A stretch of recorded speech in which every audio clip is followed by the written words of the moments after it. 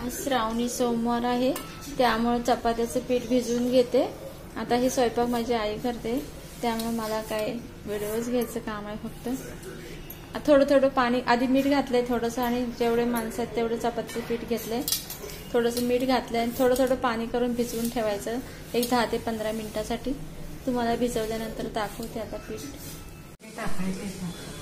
तांदूळ स्वच्छ धुवून घेतलेले, डाळ भाताचा कुकर लावते आणि मूग डाळ आणि तूर डाळ मिक्स आहे, पण स्वच्छ धुवून घेतलेलं आहे।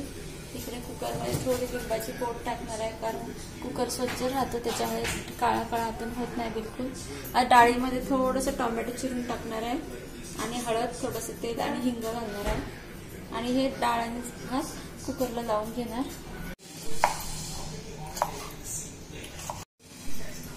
थोडंसं हिंग टाकलंय, तुम्ही बघू शकता त्या मिरचीवर दिसतं हिंग।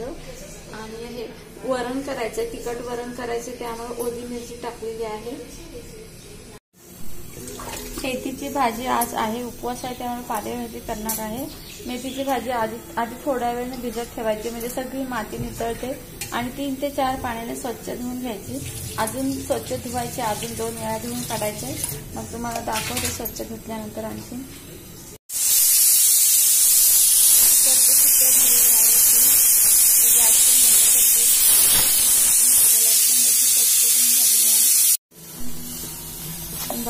पीठ घट्ट भिजवून ठेवलेलं आहे, ते एकदम जास्त घट्ट नाही, जसं चपातीला भिजवलं तसंच भिजवलंय। भाजी स्वच्छ धुवून घेतली आहे 4 ते 5 पाण्याने, कुकर पण झालेलं आहे आता। आणि लसूण आणि मिरची कापून ठेवलेली आहे, लसूण मिरची टाकूनच मेथीची भाजी करायची, कांदा नाही घालायचा आहे, कारण कांदा खात नाहीत आमच्या घरातले मंडळी काय।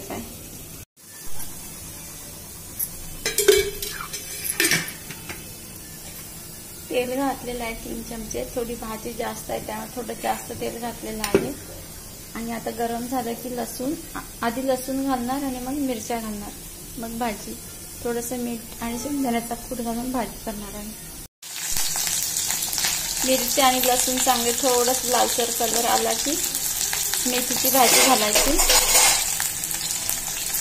मीठ तुम्हाला जर अंदाज नसेल तर तुम्ही नंतर पण घालू शकता, आम्ही तेलामध्येच घालणार आहे, तेलामध्ये घातल्यावर जास्त भाजीला चव छान येते।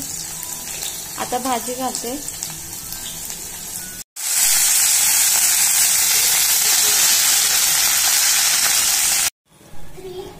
भाजी मेथीची तयार झालेली आहे। शेंगदाण्याचा कूट घातला, सगळं पाणी आटल्यानंतर शेंगदाण्याचा कूट घालायचा, म्हणजे भाजी जास्त चविष्ट लागते। आधी नाही शेंगदाण्याचा कूट घालायचा, नंतर घालायचा, सगळं पाणी आटल्यानंतर। आता मेथीची भाजी आपली तयार झालेली आहे, फक्त आता वरण फोडणीला घालायचंय, चपात्या भाजून घ्यायच्या। मोहरी टाकले अर्धा चमचा आणि तडतडली की लसूण टाकलं, जिरं टाकलं। तिखट वरण आहे त्यामुळे बाकीचं मिरची टोमॅटो आधीच टाकलेलं आहे डाळीमध्ये। आता डाळ फोडणीला घालायचे, वरणाला चांगली उकळी येऊन द्यायची आणि नंतर वरण गॅस बंद करायचा।